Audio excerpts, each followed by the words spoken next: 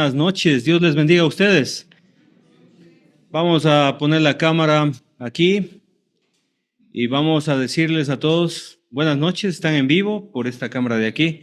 Y les decimos a todos buenas noches. Qué bueno que ha venido, qué bueno que podemos estudiar su santa palabra. Estamos estudiando el libro de Marcos y le quiero pedir por favor que vayamos al libro de Marcos.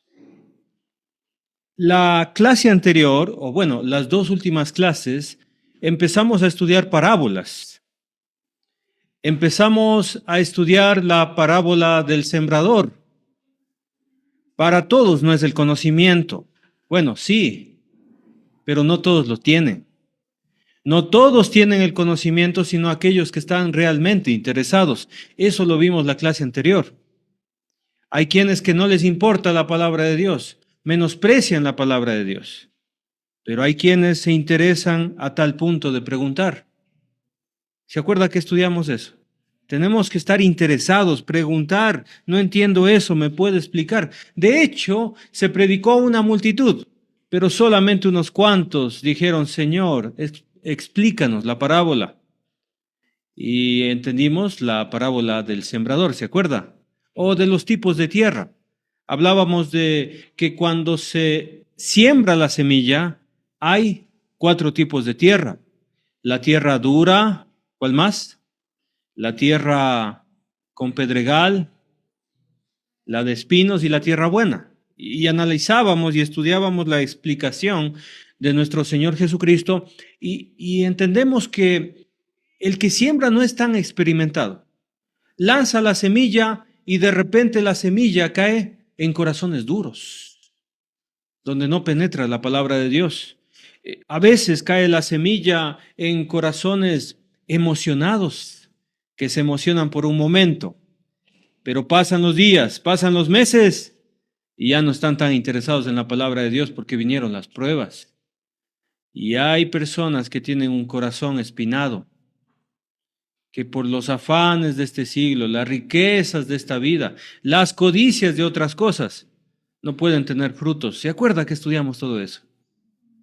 Hoy vamos a continuar y vamos a estudiar capítulo 4 de Marcos, versículos 21 al 25. Si usted quiere colocar un título a este estudio bíblico, coloque la responsabilidad de tener la palabra de Dios. La responsabilidad de tener la palabra de Dios, porque es una gran responsabilidad tener la palabra del Señor. Tremenda responsabilidad. Voy a empezar leyendo el versículo 21. Marcos capítulo 4, versículo 21. Mire lo que dice.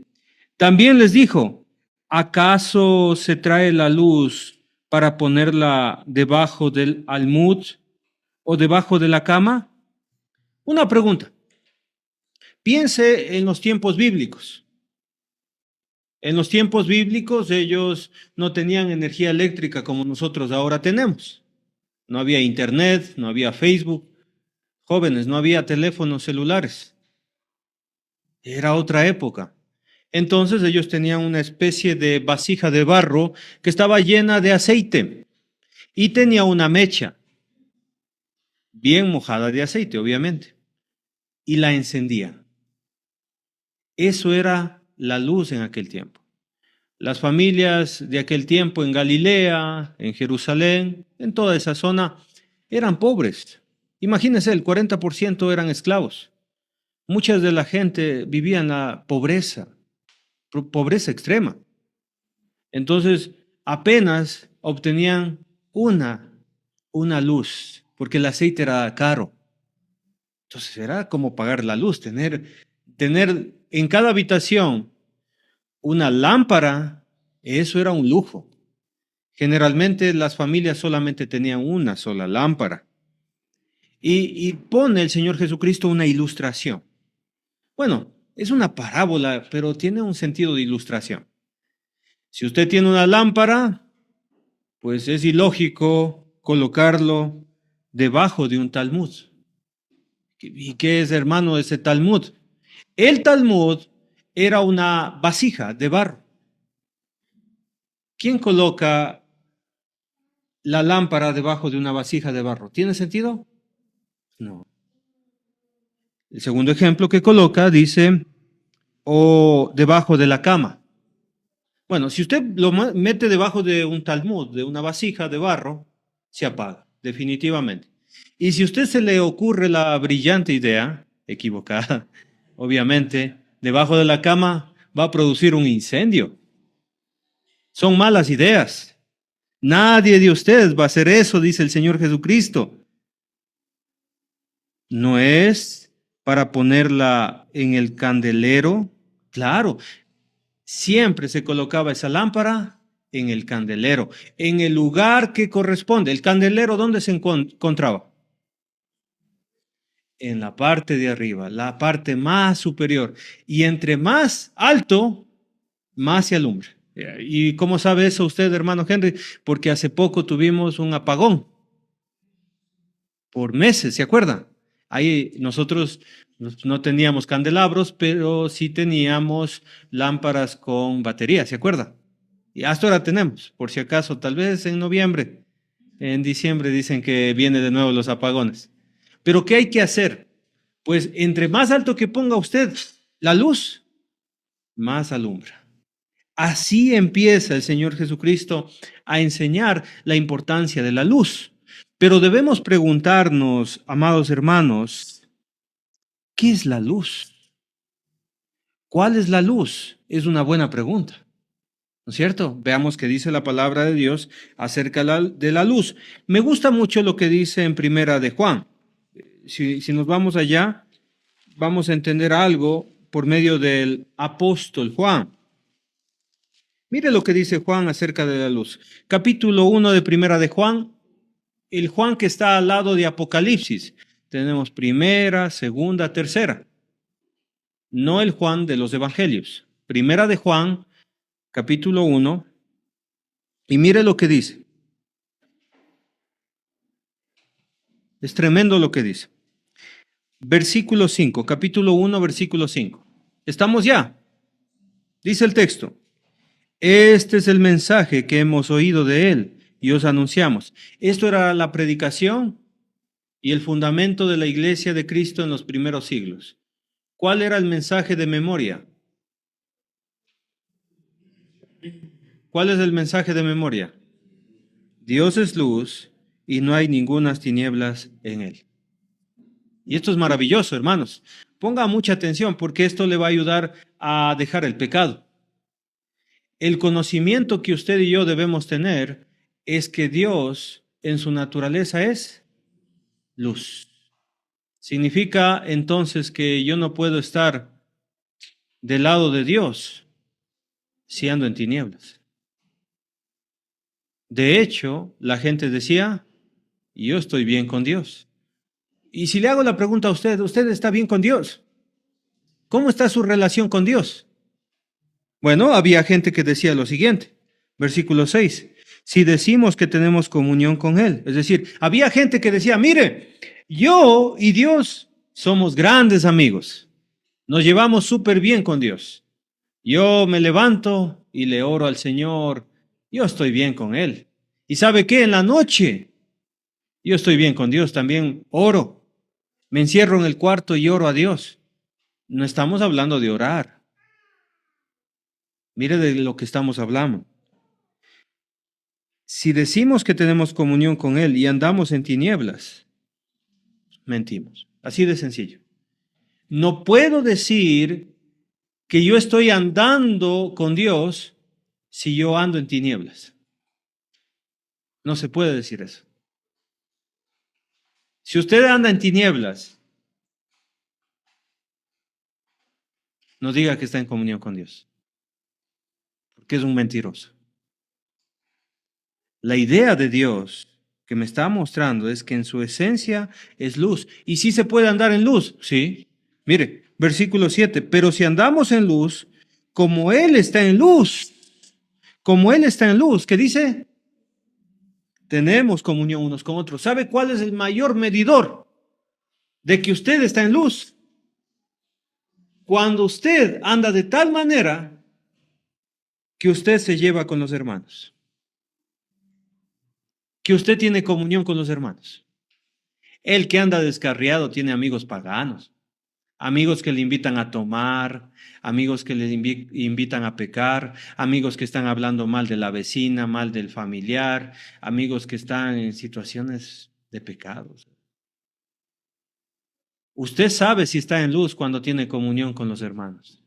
Ahí se mide la espiritualidad de las personas. Si andamos en luz, como Él está en luz, tenemos comunión con los otros.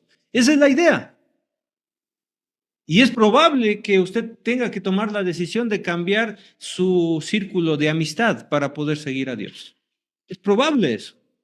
Pero hermano, mire lo que usted me dice. Sí, el Señor dejó el cielo, su posición de gloria, para venir a salvarle a usted. ¿Acaso usted no va a sacrificar sus amigos por amor al Señor? Yo creo que sí. Y sabe que lo más maravilloso, la promesa más grande que yo encuentro cuando me está explicando que Dios es luz, y si ando en la luz, lo más maravilloso es lo siguiente, mire el versículo 7, y la sangre de Jesucristo, su Hijo, nos limpia de todo pecado. Nosotros predicamos que si usted se bautiza, usted es limpio de los pecados, lo dice su palabra. Pedro dijo, arrepentíos y bautícese cada uno de vosotros. ¿Para qué? Para el perdón de pecados. Pero es tan maravilloso lo que dice el texto bíblico cuando dice la sangre de Cristo, su Hijo, nos limpia. Ese nos está en presente perfecto. Gramaticalmente significa esto. Significa que me limpió en el pasado y actualmente me está limpiando de mis pecados. Es tan precioso esta enseñanza y esta promesa, es que Dios me está limpiando todos los días mediante la sangre de Jesucristo. Todos los días. Ahora mismo nos está limpiando de nuestros pecados. Condición, si andamos en luz. Pero si usted está en tinieblas, no se puede, porque no se puede estar en tinieblas y decir que estoy bien con Dios. No se puede. Pero habrá alguien que diga, versículo 10, yo no peco. Yo estoy bien, yo no cometo ningún pecado. Bueno, el versículo 10 dice que esa persona es mentirosa. Y le está haciendo mentiroso a Dios. Bueno, no estamos estudiando Primera de Juan, estamos estudiando Marcos. Lo que yo quería decirles es que Dios es luz en su esencia y que usted y yo debemos vivir en la luz. Amén. Mire lo que dice el Salmo 119. ¿Han escuchado que algunas personas dicen, ¿has visto esta película? Y le dicen, no sabes de lo que te pierdes, ¿no es cierto? ¿Sí has escuchado esa expresión? ¿Has mirado esta película? No he visto. Buenísima, no sabes lo que te pierdes. Yo le voy a hacer lo mismo, pero en iglesia. ¿Ha leído el Salmo 19? No sabe lo que se pierde. Salmo 119. Es un pasaje tremendo, hermanos. Tremendo. Salmo 119. Mire lo que dice el versículo 105. Salmo 119, versículo 105. Este es el salmo más grande de todos los salmos. ¿Sí? ¿Dónde queda el Salmo 119? Después del Salmo 118. Para los que están. Muy bien, Salmo 119, versículo 105.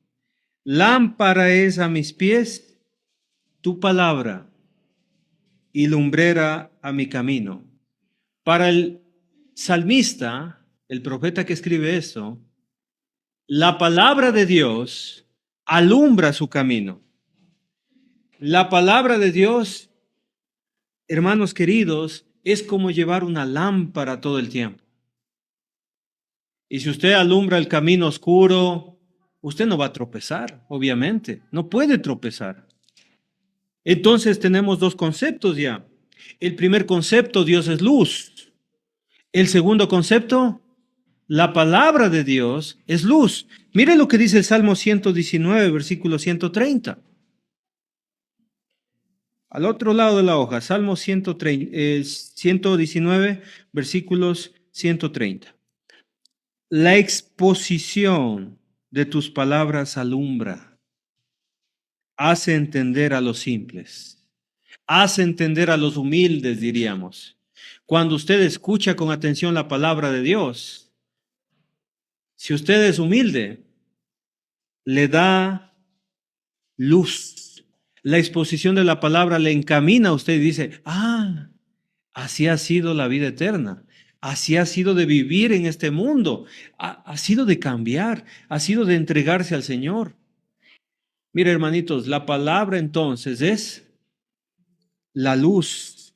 Y me gustaría también, mis queridos hermanos, que vayamos a Mateo capítulo 5, versículo 15. Mateo capítulo 5, versículo 15.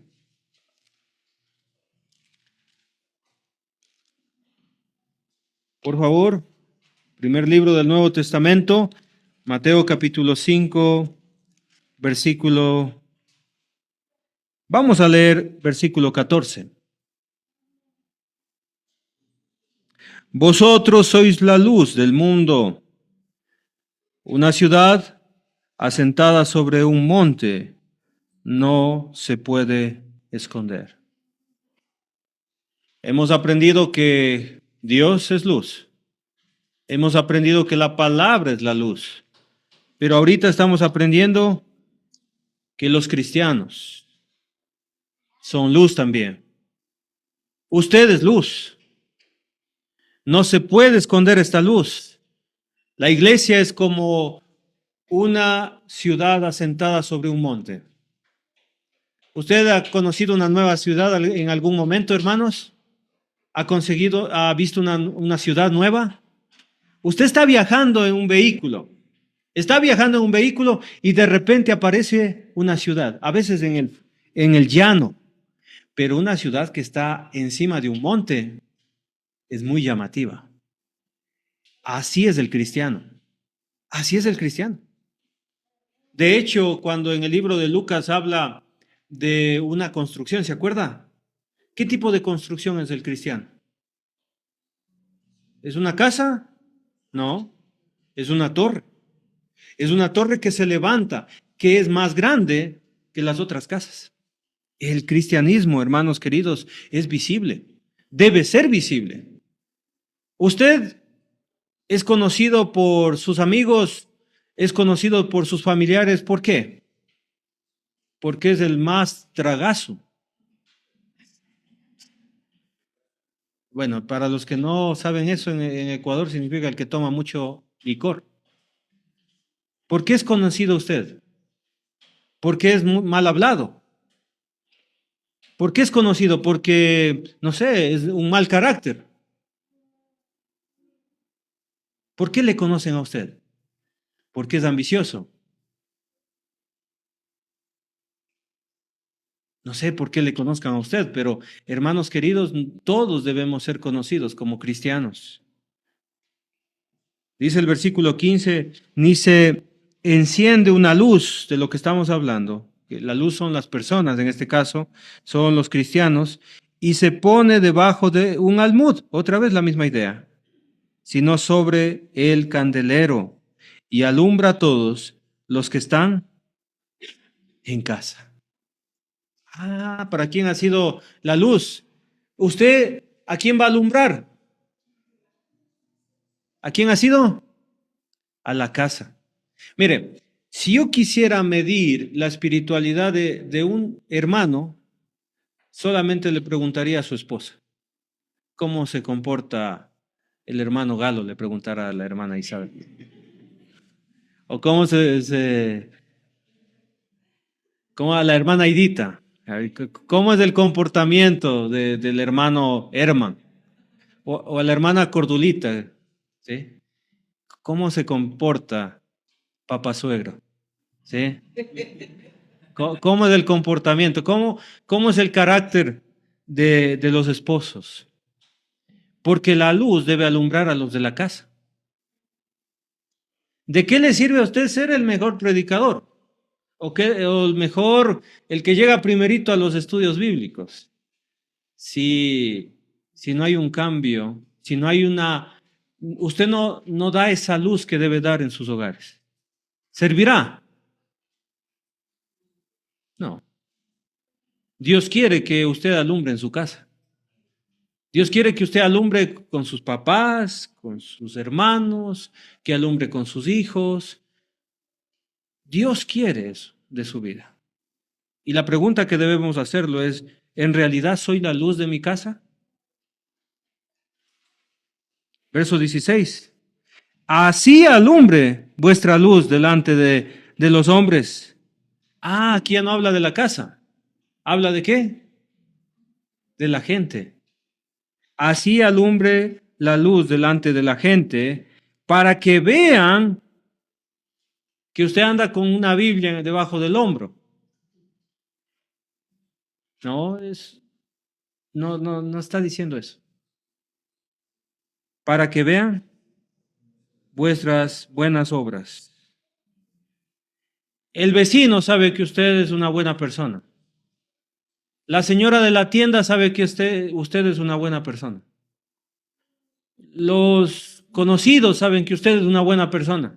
Pero si usted anda debiendo al de la tienda, no paga, anda en negocios ilícitos, anda peleándose con el que asoma, peleándose con los clientes, peleándose con los vendedores, quedando mal aquí, quedando mal acá.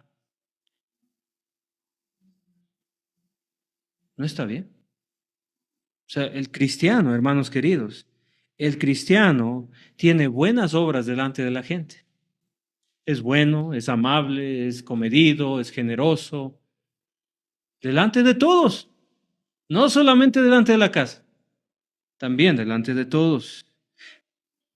Para que vean vuestras obras. Es que a mí no me importa lo que diga la gente. A mí me importa lo que diga Dios. ¿Y dónde encontró ese texto bíblico? Eso es una mentira. A usted debe importarle lo que dice Dios, amén. Pero también debe importarle lo que diga la gente. Aquí dice, para que vean vuestras buenas obras. ¿Y sabe qué? Por medio de esas buenas obras que usted hace, dice que la gente y glorifiquen a vuestro Padre que está en los cielos. Pero lamentablemente, como dice la Escritura, lamentablemente,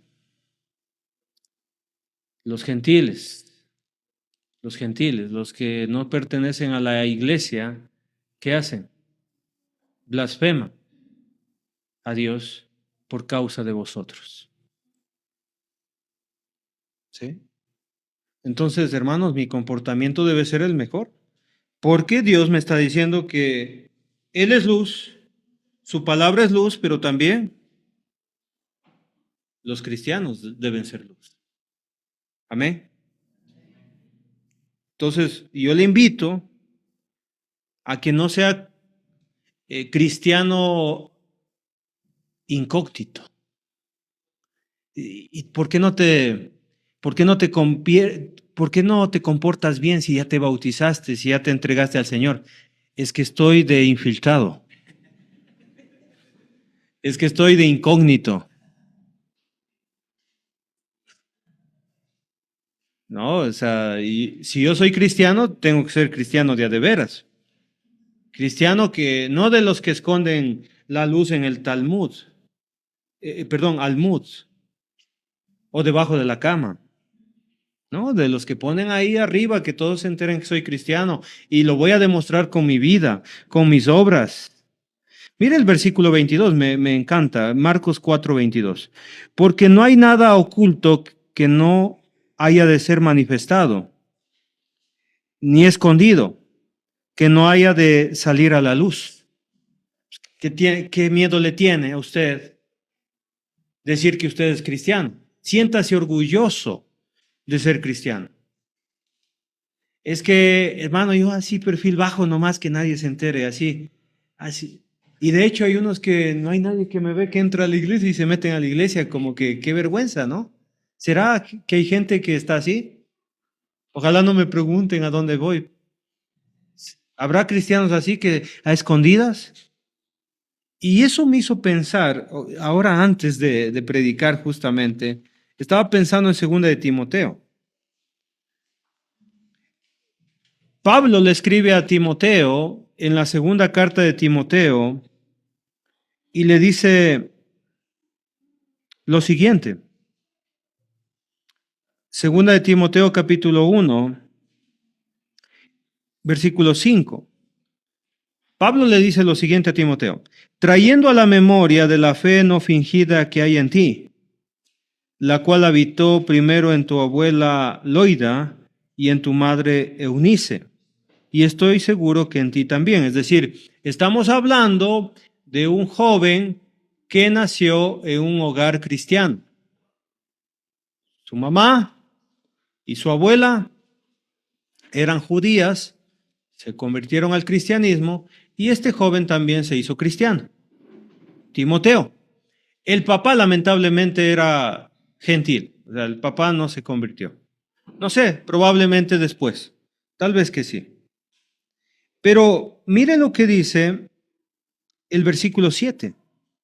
En ese contexto, con mamá y abuela cristianas, en ese concepto, versículo 7, porque no nos ha dado Dios espíritu de cobardía. Habrá cristianos que le da vergüenza que le digan que es cristiano. Mire lo que está diciendo. Dios no le dio a usted espíritu de cobardía, sino de qué? De poder, de amor y dominio propio. Si Dios le dio ese espíritu a usted, de dominarse a sí mismo, de poder, no el poder suyo, sino el poder de Dios. Si le dio un espíritu de valentía, versículo 8, por tanto, ¿qué dice ahí? No te avergüences. Usted y yo no debemos avergonzarnos de ser cristianos. Escriba hoy: soy orgulloso de ser cristiano en sus redes sociales. Qué lindo que es ser cristiano. No me avergüenzo de ser cristiano. Dígale a su familia, a mí no me da vergüenza de ser cristiano. Mire lo que dice el versículo 12. Por lo cual asimismo padezco esto. Es decir, por seguir a Cristo sufría, pero no me avergüenzo. Timoteo no debía avergonzarse. Pablo no se avergonzaba. Pero mire lo que dice más adelante acerca de Onesíforo, versículo 16. Onesíforo se mantuvo fiel al Señor, le acompañó siempre a Pablo en las prisiones y parece que murió. Parece que Onesíforo murió por seguir a Cristo y dejó a su familia, a sus hijos huérfanos, a su esposa viuda. Parece que pasó eso.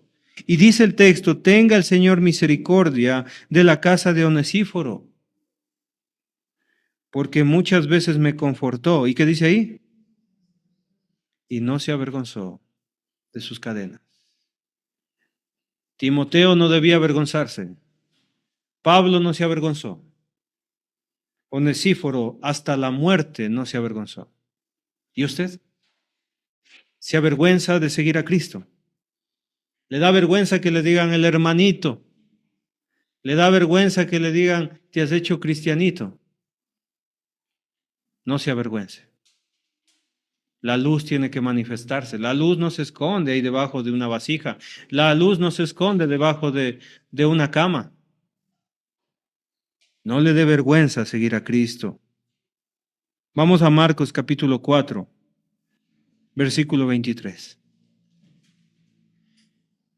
Marcos capítulo 4, versículo 23, en el contexto, hermanos queridos, en el contexto de la predicación de la palabra, en el contexto que hay gente que no le importa la palabra, que tiene un corazón duro, en el contexto que hay gente emocionada, en el contexto que hay gente que solamente asiste, pero no tiene frutos, pero también en el contexto de que hay buena tierra que recibe su palabra, les dice otra vez, si alguno tiene oídos para oír, oiga, escúcheme. ¿Quién de ustedes tiene oídos? Pues todos, ¿no es cierto? Todos. Pero ¿quién de ustedes escucha realmente a Dios? No va a haber ningún pretexto. En el día final, hermanos queridos, en el día final, ninguno va a decir, Señor, yo no escuché tu palabra. ¿Acaso no te dio oídos? El que tenga oídos para oír, oiga. Es decir, que este mensaje es para todos. Escuchen, escuchen este mensaje, dice el Señor. Y en el versículo 24 aparece algo muy interesante, porque estamos hablando de la responsabilidad de tener la palabra. Entiendo, hermanos queridos, que todos los de aquí son de buena tierra, que todos los que están escuchando la palabra de Dios para ponerla en práctica son buena tierra. Pero mire lo que dice el 24. Les dijo también, mirad lo que oís. Es medio extraña esta expresión, ¿no? Mirad lo que oís. Voy a hablar como salvadoreño. Fíjese, dicen los salvadoreños, ¿no? Fíjese en lo que están escuchando. Esto sería lo que se entiende del texto.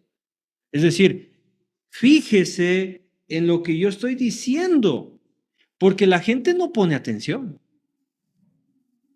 El Señor está diciendo, pongan atención.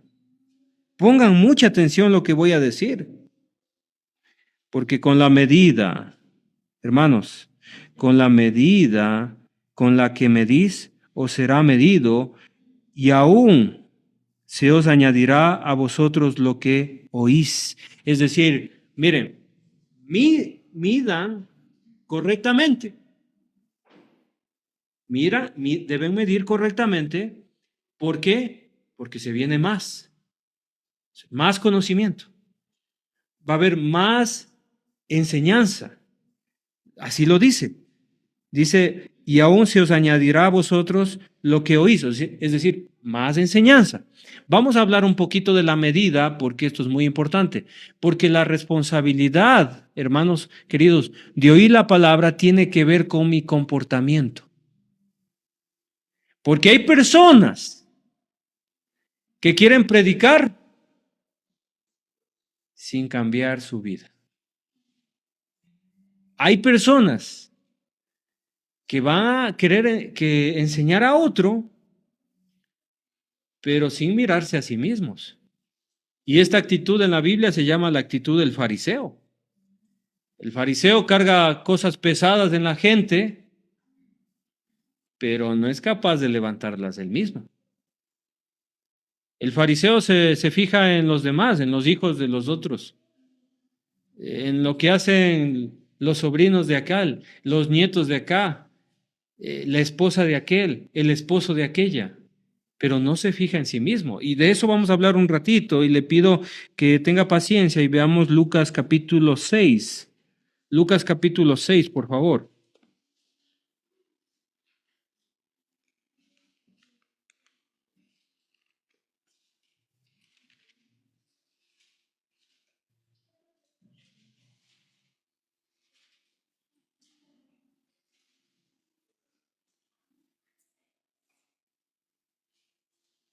¿Ya están ahí?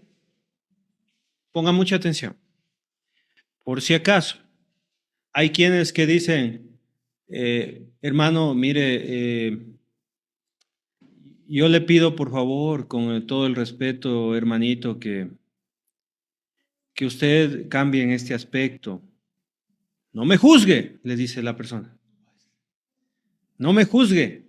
El único que me puede juzgar es...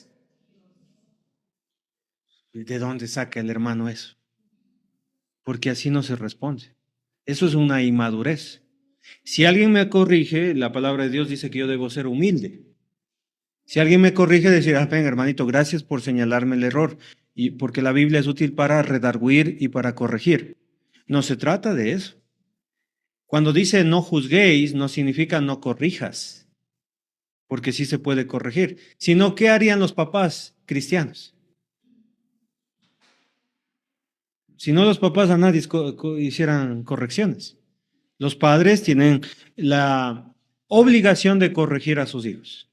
Y usted tiene la obligación de corregirme a mí. Y yo también puedo corregirle a usted. ¿Se puede corregir? Sí. Cuando dicen no juzguéis, no tiene que ver con corregir. ¿Estamos de acuerdo? Mire lo que dice, versículo 37. No juzguéis y no seréis juzgados. Y aquí está la respuesta, mire. ¿A qué se refiere? No condenéis, ni seréis condenados. Perdonad y seréis perdonados. Cuando dice no juzguéis, ¿a qué se refiere entonces? A que yo no tengo ningún derecho de tomar el lugar de Dios. ¿Y el lugar de Dios quién es? ¿Qué hace Dios? Juzgará. ¿Y a qué se refiere, hermano? Yo no le puedo decir a una persona, te condeno al infierno. Porque ¿quién lo va a hacer? Es Dios. ¿Pero puedo corregir? Sí. ¿Puedo amonestar? Sí. ¿Puedo ayudar a una persona a encaminar su camino? Sí. Lo que está diciendo el texto es que, mira, ten cuidado. Porque a veces la gente se envanece porque sabe unos versículos de la Biblia. Y dice, yo hablé con esa hermanita y le hice llorar. Yo le hice llorar. Pero va a venir el domingo. Yo creo que no, después de esa corrección que le di, creo que ni vuelve, dice, no.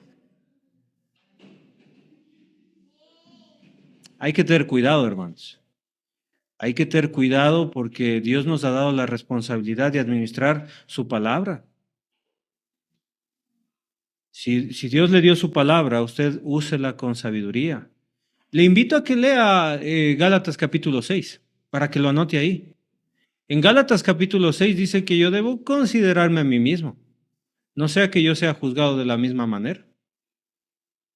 Y si usted es de los que ve las fallas en todo mundo, tenga cuidado, porque usted va a tener hijos, porque usted va a tener sobrinos.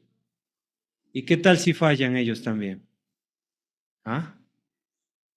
No, es que lo que hizo la hermana es imperdonable y le juzgó y le hizo avergonzar y dijo, no, y tiene que hacer esto y aquello. Y usted le puso las reglas que tiene que hacer y después su hija hace lo mismo. ¿Cómo va a juzgar usted ahí? Tiene que hacer lo mismo, pero ella no quiere. Entonces, esto me está diciendo, hermanos, yo debo en esta vida ser tranquilo nomás. Debo sostener mi lengua y no estar juzgando a los demás. No condenéis y no seréis condenados. Pero, ¿qué tiene que hacer usted y yo? Perdonad y seréis perdonados. Amén. Dad, dice, os dará. Medida buena. Ah, qué bonito esto. Si usted es bueno, si usted responde bien, mire la bendición. Medida buena, apretada, bien tacaditos, bien, bendiciones bien buenas, remecida y rebosando, hasta con yapa, mire, como decimos aquí en Ecuador. Darán en vuestro regazo, porque con la misma medida con que medís, os volverán a medir. Trate bien a una persona y verá cómo le tratan bien. Sea misericordioso con una persona y verá cómo la otra persona es misericordiosa. Sea amable. Dé un buen saludo y verá cómo le responden. En la calle, quiere recibir bendiciones, en la calle. Abra la ventana del carro y regale a una persona necesitada. Y le dice, que el Señor le bendiga y le multiplique, dice la gente. Yo sé ser muy feliz. Digo, mira, a mi esposo una vez le dije, ¿quieres recibir una bendición con 25 centavos? Mira, abrí la ventana, le regalé 25, que el Señor le bendiga. ¿Viste? Valen 25 centavos. Así de fácil. Cuando usted bendice a alguien, la gente le bendice. ¿Sí? Dios bendice. Y me acordé del proverbio que dice, el que da al pobre, Dios le pagará. Usted dirá, es que él no me puede pagar si yo le doy $1. no me va a pagar, ¿no? Dios le va a pagar a usted.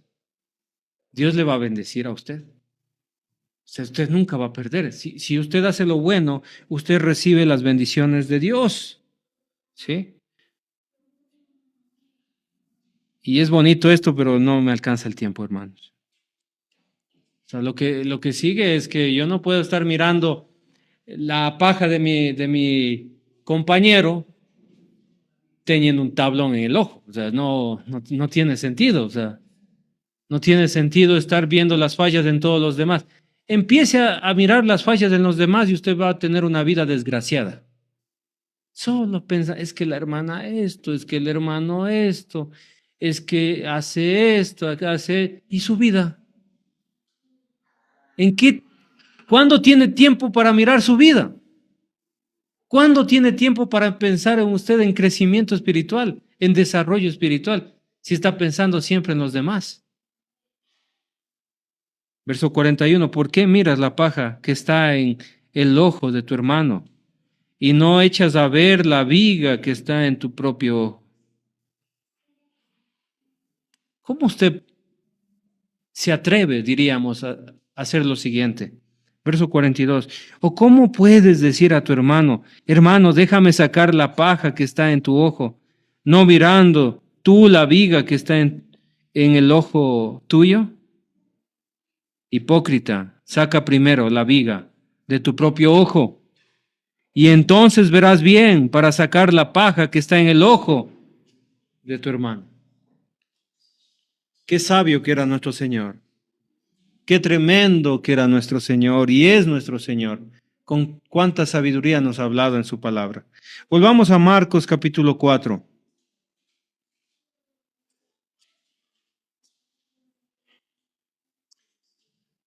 Entonces, versículo 24, hay que medir bien. Hay que saber medir bien porque se viene más palabra. Y entre más conocimiento, más responsabilidad delante de Dios de trabajar para el Señor. Y gracias a Dios. Pero no diga, es que no quiero más conocimiento porque si no, más responsabilidad. Peor. Sin conocimiento es peor. Pero con conocimiento es una bendición. Qué bueno. Versículo 25. Porque al que tiene, se le dará. Y al que no tiene, aún lo que tiene, se le quitará. Y esto sabe lo que significa. Usted tiene una gran responsabilidad con la palabra. Pero si usted no utiliza la palabra, es muy probable que Dios le quite esa palabra. En serio, ¿sí? Acuérdese de las aves del cielo. Que si usted se pone un corazón duro y usted no tiene frutos, pues vienen las aves de los cielos y se llevan. Mejor leamos lo que dice Mateo, capítulo 13. Mateo, capítulo 13. Y vamos a entender todo, incluso con todo parábola, hermanos. Mateo, capítulo 13.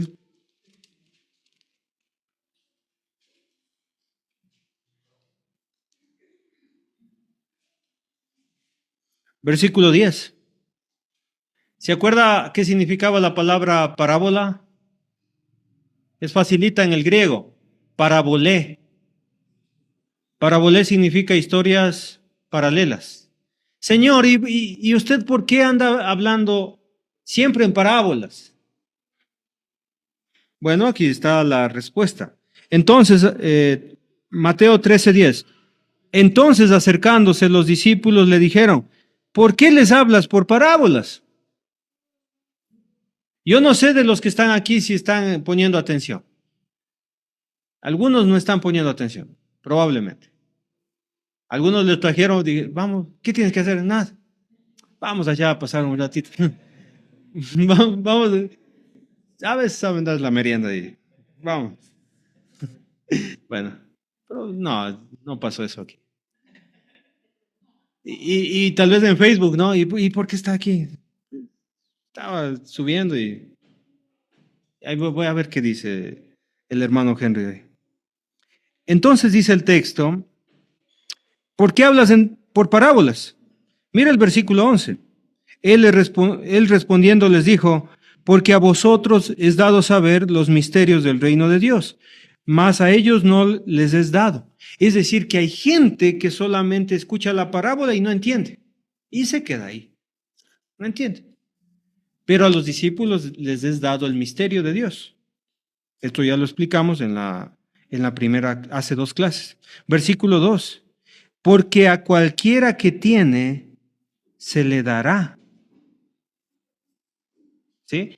Porque a cualquiera que tiene, se le dará y tendrá más. Pero al que no tiene, aún lo que tiene le será quitado. Eso significa que hay gente que está tan interesada que recién se convirtió y ya lleva 1 año, 2 años y superó a los que están 20, 30 años. Y usted se preguntará, ¿y por qué? Porque el interés hace que Dios sea generoso con esa persona. Y esa persona ha crecido espiritualmente grandemente. Porque ha pedido, Señor, explíqueme, enséñeme, quiero más. Lee, guarda, estudia, escucha y guarda, crece, sube espiritualmente su conocimiento.